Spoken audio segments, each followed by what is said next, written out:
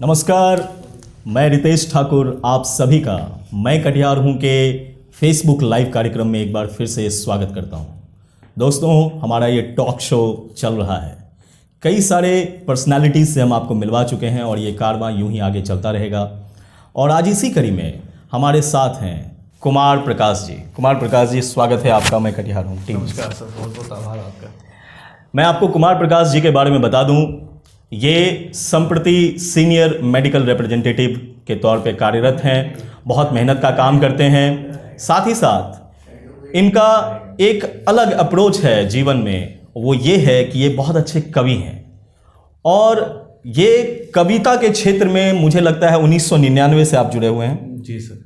1999 आप तकरीबन 21 साल से कविता कर रहे हैं। कई गोष्ठी में ये शामिल हो चुके हैं, कई मंचों को इन्होंने शोभित किया है अपने काव्यों से, कविताओं से। और मैं आपको बता दूं कि हमारे ज़माने में और शायद अभी भी एक बहुत खूबसूरत मैगज़ीन आती थी, आहा ज़िंदगी। पहले के दौर के बच्चों के लिए तो नंदन वगैरह थे, लेकिन जब आप टीनेज में पहुंचते हैं तो उस समय एक बहुत खूबसूरत मैगज़ीन छप के आती थी, आहा ज़िंदगी। बहुत खूबसूरत कहानियाँ होती थी। उनमें इनकी एक कहानी छपी नारी के ऊपर, और उस कहानी को मैं आपको बतला दूं, प्रथम स्थान मिला। ऐसे ही कई और मंचों पर, कई और अवसरों पर इन्होंने अपनी कविता और कहानियों से लोगों को भाव विभोर कर दिया, और उनके बारे में इनसे बातचीत करेंगे। तो सबसे पहले तो आपका स्वागत है एक बार फिर से। बहुत बहुत आभार आपका रितेश जी। और मैं कटिहार हूँ टीम की तरफ से मैं आपसे पूछना चाहूँगा, क्या आप मैं कटिहार हूँ कि इस डॉक्यूमेंट्री सीरीज़ को फॉलो कर रहे हैं?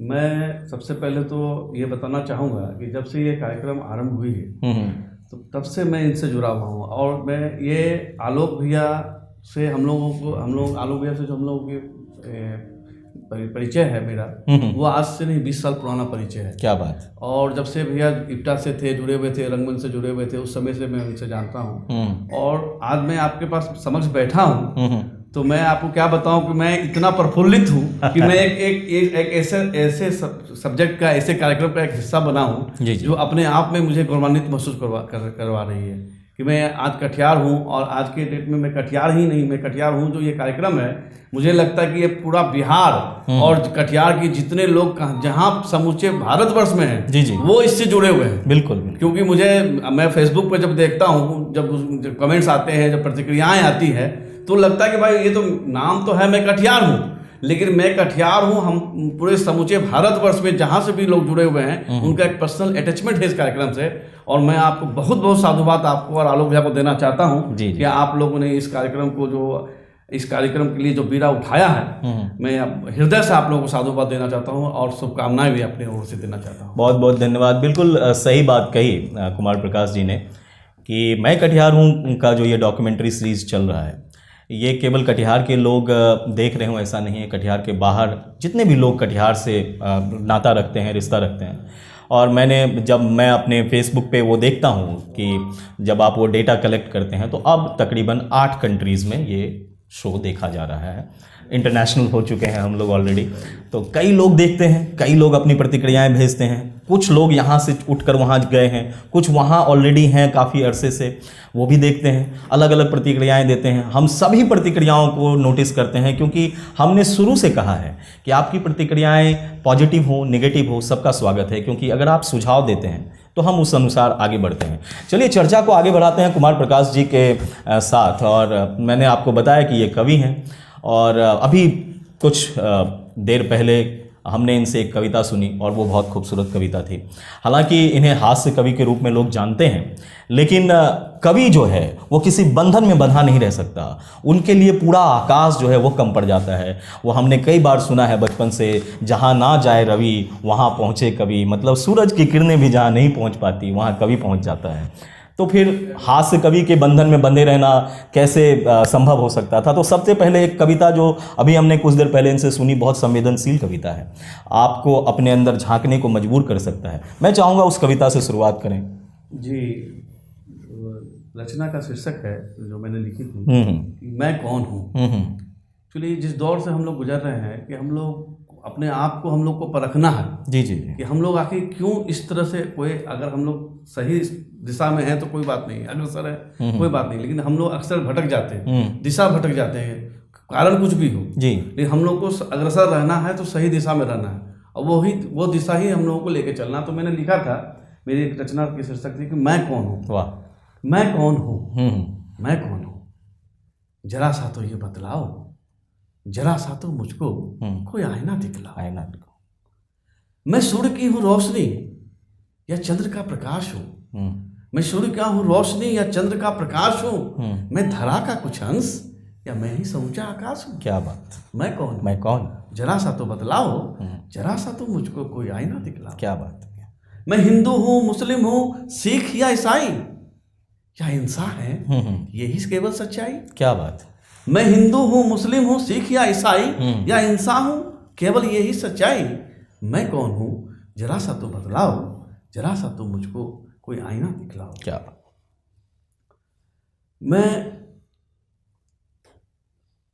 मैं गीता हूँ, मैं ग्रंथ हूँ या बाइबल कुरान हूँ। क्या बात। मैं गीता हूँ, मैं ग्रंथ हूँ या बाइबल कुरान हूँ, मैं मंदिर की घंटी या मैं ही अजान हूँ। क्या बात। वाह। मैं बाइबल हूँ, गीता हूँ, ग्रंथ या कुरान हूँ, मैं मंदिर की घंटी या मैं ही अजान हूँ। अरे मैं कौन हूँ, जरा सा तो बतलाओ, जरा सा तो मुझको कोई आईना दिखलाओ। मैं आतंकी हूँ, आतंक मचाने चला हूँ, अरे क्या मैं अपनों को ही मारने मिटाने चला हूँ। क्या बात। मैं आतंकी हूँ, आतंक मचाने चला हूँ, अरे क्या मैं अपनों को ही मारने मिटाने चला हूँ, या बनकर कोई रक्षक उन्हें बचाने चला हूँ। मैं कौन हूँ, मैं कौन हूँ, जरा सा तो बतलाओ, जरा सा तो मुझको कोई आईना दिखलाओ। क्या बात है सर, बहुत ही खूबसूरत कविता है। मुझे ताली मारने पे मजबूर कर दिया गया, क्योंकि आज का जो परिदृश्य है, जो आज का समाज है, जो हम देख रहे हैं, जिस दौर से गुजरते हैं, उसमें इस कविता में हर उस पहलू को छुआ गया है। आप परेशान हैं, आप भाग दौड़ की ज़िंदगी में जी रहे हैं। कभी कभी ऐसा लगता है कि आपने अपनी आइडेंटिटी, जो अपनी पहचान है, वो ही खो दी है, और तब वक्त आ जाता है कि आप रुकिए कहीं और फिर एक सांस लीजिए और अब सोचिए कि आप कौन हैं। और जब आप ऐसी बातें सोचते हैं तो ऐसी कविताएं निकल के आती है, कवि के हृदय से, कवि की भावना से। और ये संवेदनशील कविता है, हर किसी को झकझोर सकती है कि मैं कौन हूँ, मुझे तो बतलाओ।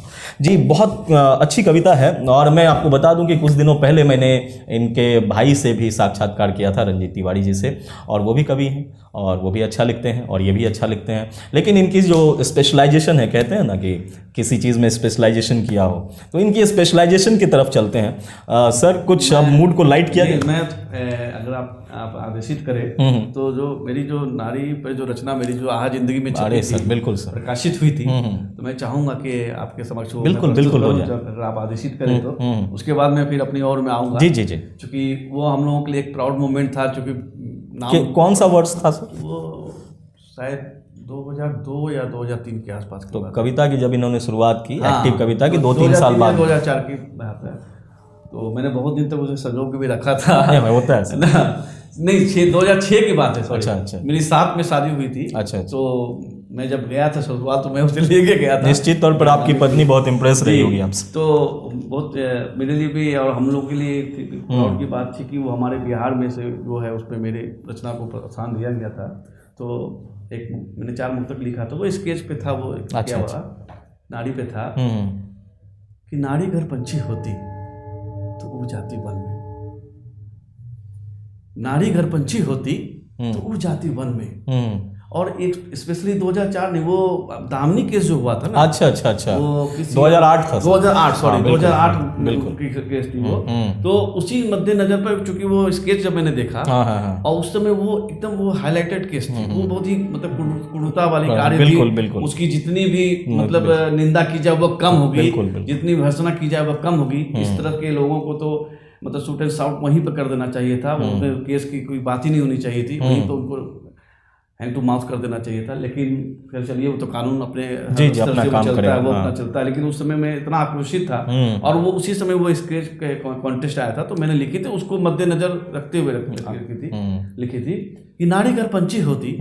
मैंने इसलिए इसको दर्शाया कि उससे हम लोग कोरिलेटेड कर सके कि नारी घर पंछी होती तो उड़ जाती वन में, रहती कभी धरा तो कभी खुलेगा घर में। क्या तब द्रौपदी बन अपनी चीर न सहती। द्रौपदी का भी सर चीरहरण हुआ है एक समय में। बिल्कुल। तो द्रौपदी बन वो चीर ना अपनी सहती, और ना ही सरेआम दामिनी बन नीर ही उसकी बहती।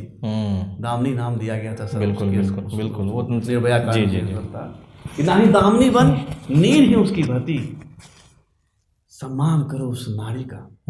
अरे सम्मान करो उस नारी का जो प्रेरणा है जन जन में, सम्मान करो उस नारी का जो प्रेरणा है जन जन में, और निकाल फेंको उस दुर्योधन को जो छुपा बैठा है मानव मन। क्या बात, क्या बात।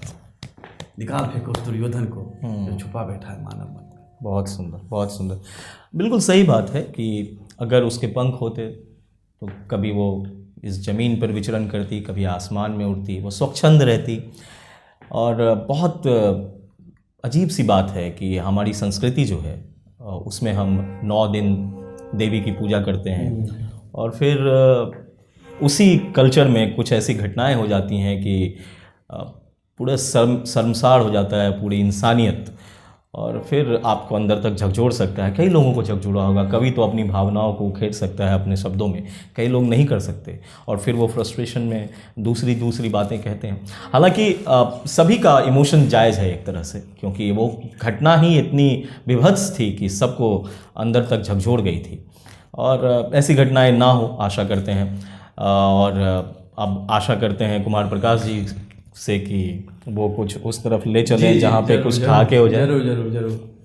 तो एक छोटी सी मुक्तक मैंने लिखी थी। मैं थोड़ा नेता पर थोड़ा सा मैं ज़्यादा अरे बिल्कुल सर, माफ़ी चाहता हूँ क्योंकि ये मैं कटिहार का शो है और बहुत ही पॉपुलर शो है ना। तो क्योंकि मैं नेता पर थोड़ा सा लिखता हूँ, नेता जी पर तो और मैं उनके समक्ष बहुत बार सुना चुका हूँ और बहुत ऐसे जो हैं कार्यक्रमों में मैं गया हूँ जहाँ मैं प्रथम स्थान मुझे मिला है और उन्हीं से मिला है और रचना में उन्हीं के ऊपर रचना सुनाकर उन्हें मुझे। इससे अच्छी क्या बात होगी कि आप जिसके ऊपर व्यंग्य कर रहे हैं जी वही आपको पुरस्कृत। तो मैंने एक छोटा सा मुक्तक लिखा था, 2-4 मैं मुक्तक के तौर पर मैं छोटी छोटी रचनाएं 2-4 सुनाता हूँ। बिल्कुल मैं बड़ी लिखता हूँ और लेकिन 2-4 मुझे छोड़ना चाहता हूँ कि नवनिर्मित नेता को भाषण का आमंत्रण आया। एक नवनिर्मित नेता को भाषण का आमंत्रण आया, उछले नाचे जमकर गाया, उछले नाचे जमकर गाया, फिर घर से बाहर निकले और सौभाग्यपूर्ण केले के छिलके पर लाद गई, जोरों से फिसले। दर्द से बेचारे कहराए जा रहे थे, बचाओ बचाओ चिल्लाए जा रहे थे। मुझे देख नेताजी ने कहा, भाई प्रकाश, अरे मुझे बचाओ, जरा ऊपर तो उठाओ। मुझे देख नेताजी ने कहा, भाई प्रकाश, जरा मुझे बचाओ, जरा ऊपर तो उठाओ। मैंने कहा, माफ कीजिएगा नेताजी, हम जैसे तुच्छ व्यक्ति आपको ना उठा पाएंगे, थोड़ा सा दर्द बर्दाश्त कर लीजिए, आपको उठाने के लिए सीधे यमराज जी हम लोग से आएंगे। नेता के प्रति जो भावना है वो चलकती है, लेकिन ठीक है, व्यंग है, व्यंग में आप कटाक्ष कर सकते हैं। किसी व्यक्ति विशेष पे मेरा ये नहीं है। जी है। और एक मैंने जैसे लिखा था कि कुत्तों की वार्तालाप। अच्छा। तो हम लोग तो क्या सोचते हैं, लेकिन कुत्ते जो होते हैं कि उनकी भी तो कुछ सोच होती होगी ना भाई। बिल्कुल। तो ये कौन सोचेगा, तो हंस कभी सोचेगा, दूसरे पर क्यों टेंशन लेगा ये सब चीज का। बहुत समय है। ये तो हंस कभी सोचेगा, उसके बाद बहुत समय है। तो मैंने एक रिसर्च किया था कि कुत्ते क्या सोचते हैं, वो लोग देखिए। तो नेताजी एक चौराहे से गुजर रहे थे, देखा 4 कुत्ते आपस में लड़ रहे थे। अच्छा। नेताजी ने सोचा लड़ने दो इन्हें, पर दिल नहीं माना। सौभाग्य से नेताजी ने था कुत्तों की भाषा को जाना। अच्छा। जैसे ही नेताजी उन कुत्तों के पास पहुंचे तो उन्होंने कुत्ते ने कहा, कर गर्दन ऊंचे, लो भाई कर लो बात, ये यहाँ किस लिए आए, होशियार हो जाओ दोस्तों, हो सकता है हमें अपने दल में शामिल कराएं। तुरंत मित्र कुत्ते ने कहा, ये देख वो चुप ना रहा, बोला क्या भोगते हो, क्या नेताजी हम कुत्तों को भी दल में शामिल कराएंगे, क्या भोगते हो, क्या नेताजी हम कुत्तों को भी दल में शामिल कराएंगे। तो एक मित्र कुत्ते ने कहा, चुप हो जा बेटे, चुप हो जा, ये नेताजी हैं, कुछ भी करा सकते हैं, हमें अपने दल में शामिल कर विपक्षी को काटने के लिए दौड़ा सकते हैं। उनके भी काम लिया जा सकता है, नेताजी हैं जो व्यंग दोनों पर है। बहुत ही खूबसूरत ये काव्य रचना इनकी है और व्यंग्यात्मक तो काफ़ी बेहतरीन है, क्योंकि हम अक्सर टेलीविज़न पे देखते हैं बहुत सारे हास्य कवि हमारे बीच हैं और ये हमारे बीच हैं। हमारा सौभाग्य है कि हमारे शहर में हैं और हमारे आसपास रहते हैं और हम इनसे मिल पाते हैं, यही हमारा सौभाग्य है। क्योंकि कई ऐसे जगह हुए हैं, कंपटीशन रखी गई है जहाँ पे इनको प्रथम पुरस्कार से नवाजा गया है। आपको जो पुरस्कार मिले हैं नजेरो, ये पूर्णिया में हुआ। ये पूर्णिया में हुआ था, ये नजेरो के उसमें कॉन्टेस्ट बहुत सारे प्रतिभागी थे, उसमें किए थे।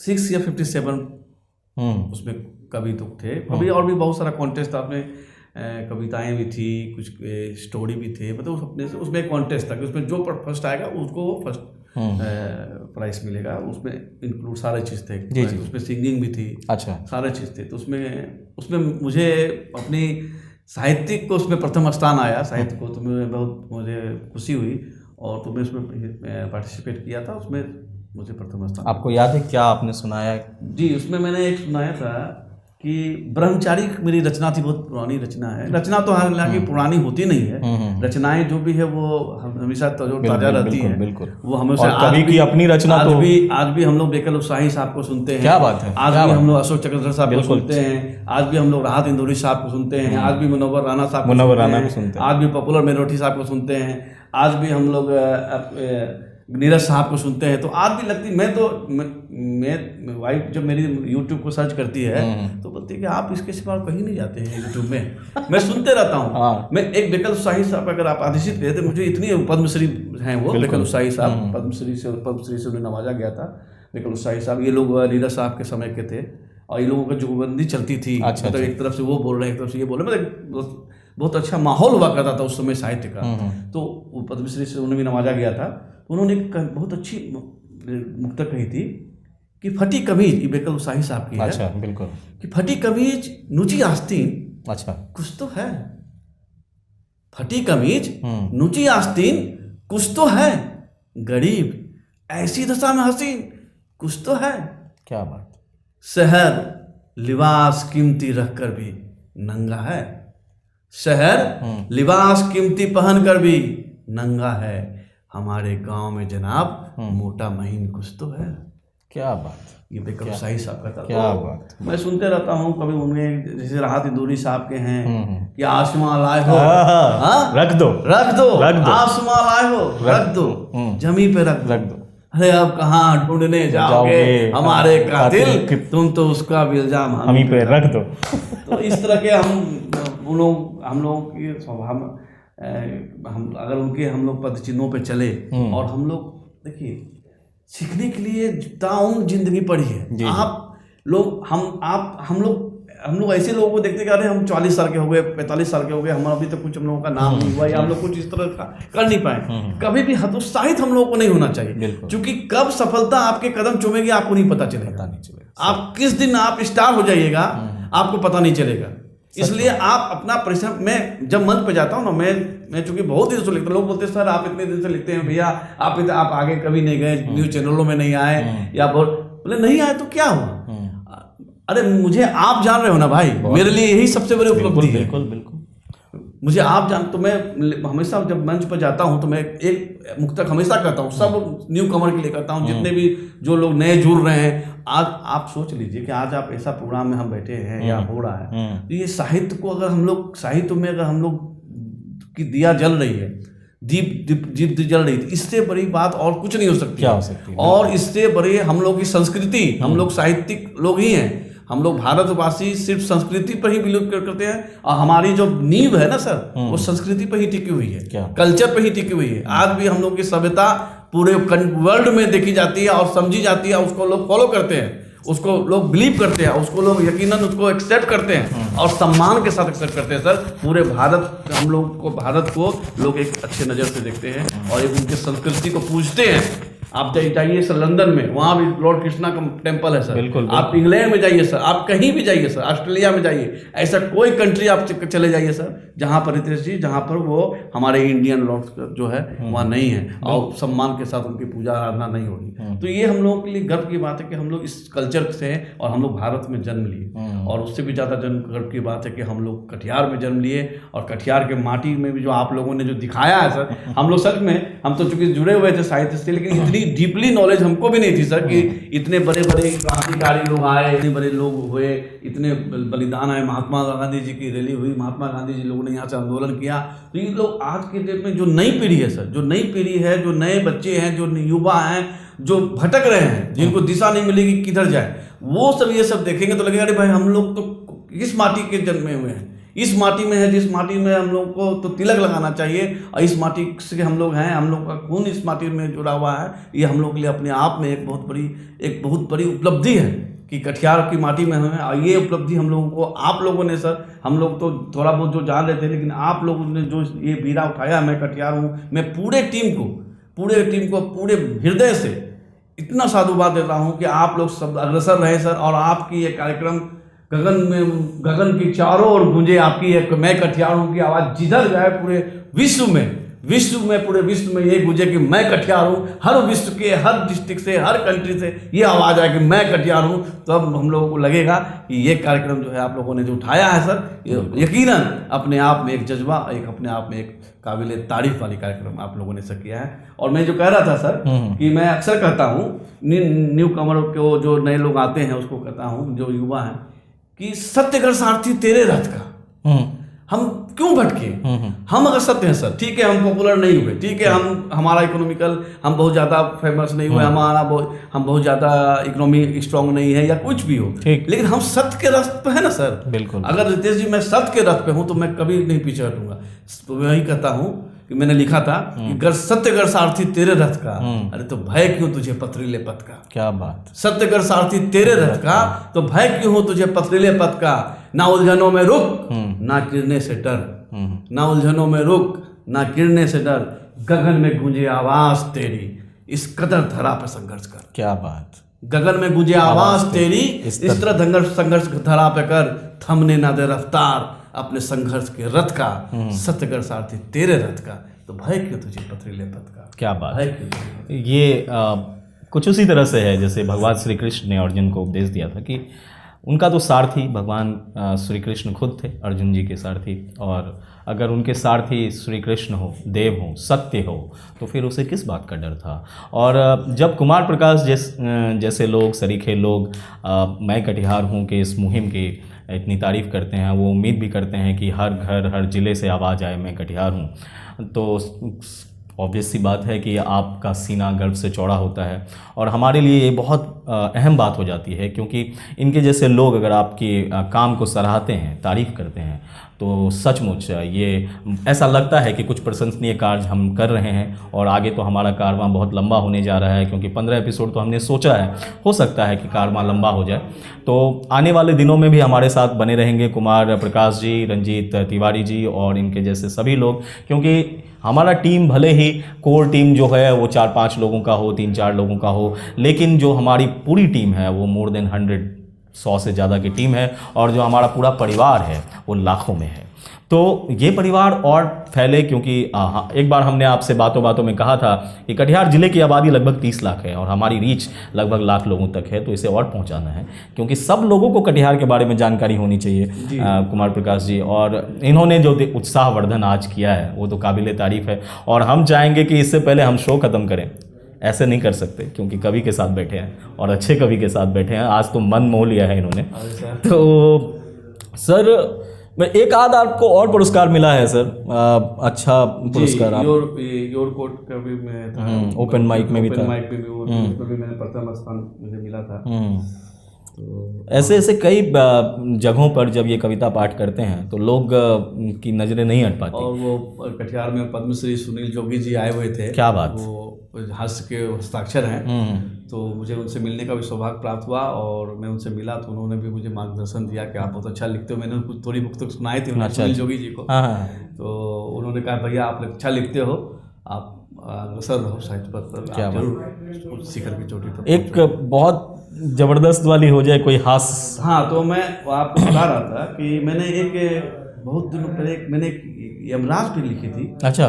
तो चलचित्र देखने के दौरान में ये रचना मेरी बहुत पॉपुलर हुई थी। अच्छा, और मैं जब कवि सम्मेलन में जाता हूँ तो अक्सर मुझे जो लोग सुने हुए होते हैं तो वो मुझे डिमांड करते हैं कि भैया आप एक बार वो वाला सुनाइए। वो उसी तरह से कुमार विश्वास की कोई दीवाना कहता है जब तो मैंने लिखा था। तो हम लोग तो एक्चुअली पिक्चर देखते हैं, चलचित्र देखते हैं, तो लेकिन यमराज जी के मन में वो विचार, मैं बहुत मतलब टिपिकल चीज सोचता हूँ। कभी कुत्ता क्या सोचते हैं, कभी वो क्या सोचते हैं, कभी यमराज जी क्या सोचते हैं, मैंने वो भी सोचा था। तो मैं आपको चलते चलते वो सुनाता हूँ, क्योंकि समय बहुत हुआ है। तो फिर भी आपने कहा तो मैं आपको सुनाता हूँ। तो मैंने लिखा था कि यमराज जी जो है वो क्या सोचते हैं चलचित्र देखने के दौरान, उनके साथ वो क्या क्या घटना धरती पे घटी। तो मैंने रचना में लिखा था, सोचे कि यमराज जी आएंगे तो क्या घट सकता। तो मैंने लिखा था कि यमराज जी को चलचित्र देखने का विचार आया, उन्होंने चलचित्र देखने का कार्यक्रम बनाया। सोचा चलचित्र देख अपनी ड्यूटी भी निभाएंगे और आते वक्त 2-4 को लेते आएंगे। उनका तो काम है उनका। सही बात। पर जैसे ही यमराज ने पृथ्वी पे कदम रखा, किसी ने जोरों से दिया उन्हें धक्का। अच्छा। टिकट खिड़की के चारों तरफ थी काफी भीड़, सब एक दूसरे के कपड़े रहे थे फाड़ के। अचानक यमराज को दिखा एक छाया, गर्दन उठाया तो बिलेकिया था आया। बिलेकिया आते ही बोला, गरज के मुंह खोला, नीचे के 50, 100 के ऊपर लेना है लो वरना जाओ घर। इस पर यमराज जी ने बोले, भाई हम पैसे वैसे नहीं लाए हैं। अरे जरा गौर से तो देखो मूर्ख, हम यमराज हैं, यमलोक से आए हैं। ठीक। इस पे बिलेकिया बोला, क्यों हमें उल्लू बना रहे हो? क्यों हमें उल्लू बना रहे हो? ताल्लुक रखते हो नाटक कंपनी से, खुद को यमराज बता रहे हो। ताल्लुक रखते हो नाटक कंपनी से, खुद को यमराज बता रहे हो। अरे हमने तुम जैसे बहुतों को सबक सिखाया है। यमराज का गेटअप धारण कर फोकट पे चलचित्र देखने को आया है। यमराज का गेटअप धारण कर फोकट पे चलचित्र देखने को आया है। यमराज को उनकी भाषा काफी लगी विचित्र। उन्होंने गुस्से में कहा, नहीं देखेंगे अब चलचित्र, अब तो अपनी ड्यूटी ही निभाएंगे, कसम से 10 को तो जरूर ले जाएंगे। यमराज जी नाराज हो गए भाई। यमराज जी गुस्से में उन पर जो है स्वाभिमान उनको मान पर लग गया। जब ले जाना, पर जैसे ही ले जाने का चिट्ठा यमराज जी ने खोले, एक हवलदार ने धीरे से हाथ पकड़ा और बोले, क्यों बेटे खुलेआम लॉटरी का चार्ट मिला रहे हो? क्यों बेटे खुलेआम लॉटरी का चार्ट मिला रहे हो? अब वो तुम ही हो ना जो खुद को यमराज बता रहे हो? चलो अब थाने, वहां तुम्हारे यमराज होने का भी भ्रम मिट जाएगा। इतने डंडे पड़ेंगे बेटे कि खुद यमराज जी लेने को आएंगे। यमराज को लगा, भैया इनके नेक नहीं लगते इरादे, अब तो यमलोक से भागने में फायदे। तो हम उस जगह पे रहते हैं जहाँ से खुद यमराज डरते हैं। तो ये एक कविता है और बहुत खूबसूरत रचना ये करते हैं, लोगों को हंसाते हैं। और आज के दौर में जहाँ पे इतना स्ट्रेस है, जहाँ इतना तनाव है, अगर आप अपनी कविताओं से लोगों के चेहरे पर थोड़ी सी मुस्कान ला पाते हैं तो इससे अच्छी कोई बात नहीं होती। तो इसी नोट पर, इसी खूबसूरत कविता के साथ आज के इस लाइव कार्यक्रम की हम समाप्ति करेंगे। लेकिन जाने से पहले मैं आपको बता दूं कि मैं कटिहार हूं का जो अगला एपिसोड हम लाएंगे वो तो ज़रूर लाएंगे, लेकिन जो सबसे महत्वपूर्ण एपिसोड 4 मार्च को आने वाला है हमारा, वो है फणीश्वर नाथ रेणु के ऊपर आधारित।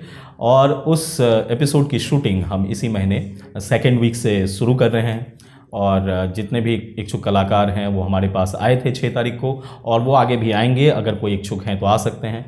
और हम 4 मार्च 2021 को उनकी जन्म शताब्दी के दिन इस एपिसोड को लॉन्च करने का प्रयास करेंगे, ताकि आप फणीश्वर नाथ रेणु जी से संबंधित घटनाओं को एक अलग अंदाज में देख सकें। क्योंकि हमारा यही ध्येय है कि जो किसी ने नहीं बताया वो हम बताएंगे, क्योंकि मैं कटिहार हूँ। Thank you sir. जी, मैं बहुत बहुत आभार व्यक्त करता हूँ एक बार फिर से पुनः आप लोग को, और मैं हृदय से ये आभार व्यक्त करता हूँ कि आपने मुझे इस कार्यक्रम का हिस्सा बनने का अवसर दिया। जी। आपको बहुत बहुत साधुवाद, बहुत बहुत आभार। मैं कटिहार हूँ। Thank you.